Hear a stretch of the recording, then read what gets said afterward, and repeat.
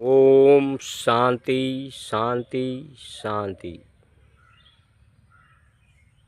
सनातन परंपराएं जो धर्म प्रवाहित हो रहा है उसकी शक्ति,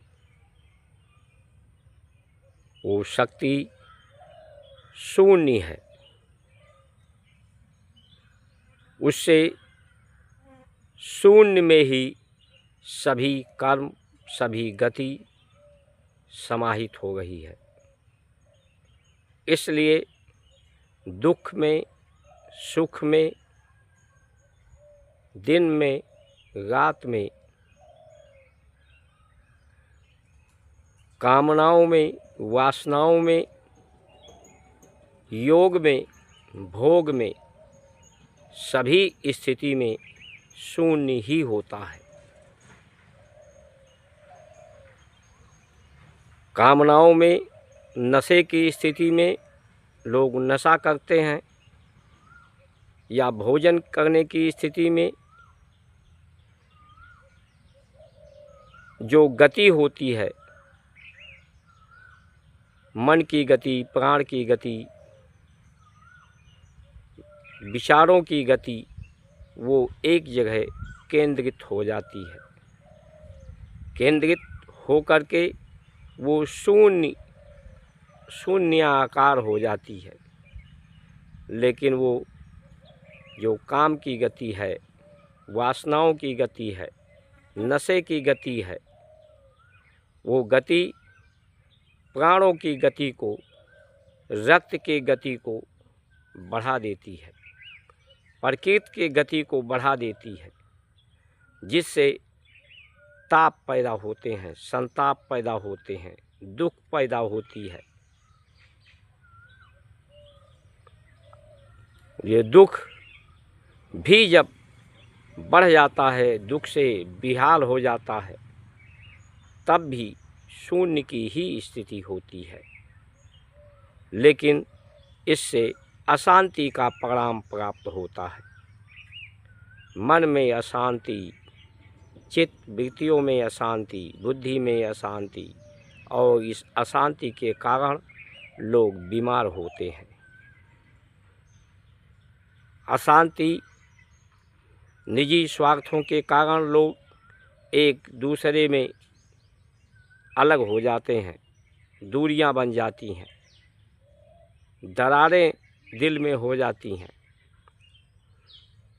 लोग संगठित नहीं हो पाते।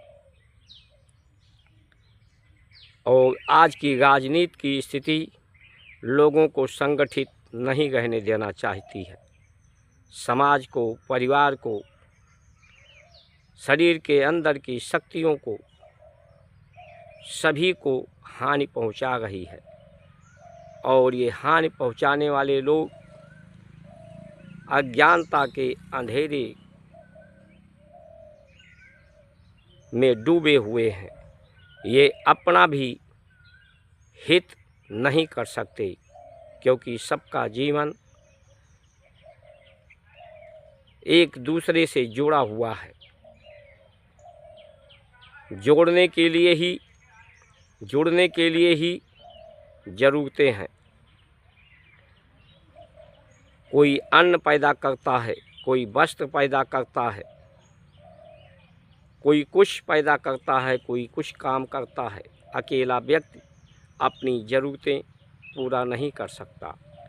इसलिए शून्य स्थिति से ही, शांति की स्थिति से, परम जो संतोष का धन है, परम संतोष के धन से कर्म में आलस ना हो, और उससे हर कर्म शांति के लिए किया जाए, सबको जोड़ने के लिए किया जाए, सबको संगठित करने के लिए किया जाए। यही धर्म की परंपराएं हैं। लेकिन धर्म की नीति, धर्म के नियम, यम नियम संयम को आज की राजनीति की व्यवस्था ने पूर्ण रूप से समाप्त करके अपना भी अहित और देश, राष्ट्र, प्रकृति, सभी की हानि और क्षति पहुंचाने का कार्य किया है, कर रही हैं। गिनती तो सिर्फ 9 तक ही होती है। ये जो गणना 9 की है ये नवग्रह की है। ये नवग्रह के गुण है। गुण की वजह से गति है, कर्म है, अभाव है, प्रभाव है, परिवर्तन है।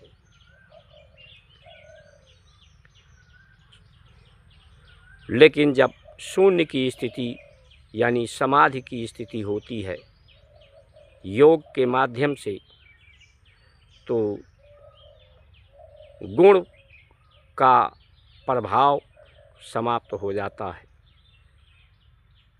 और व्यक्ति शांति चित्त, स्थिर चित्त, परम संतोष को अनुभव करता है। जय श्री राम।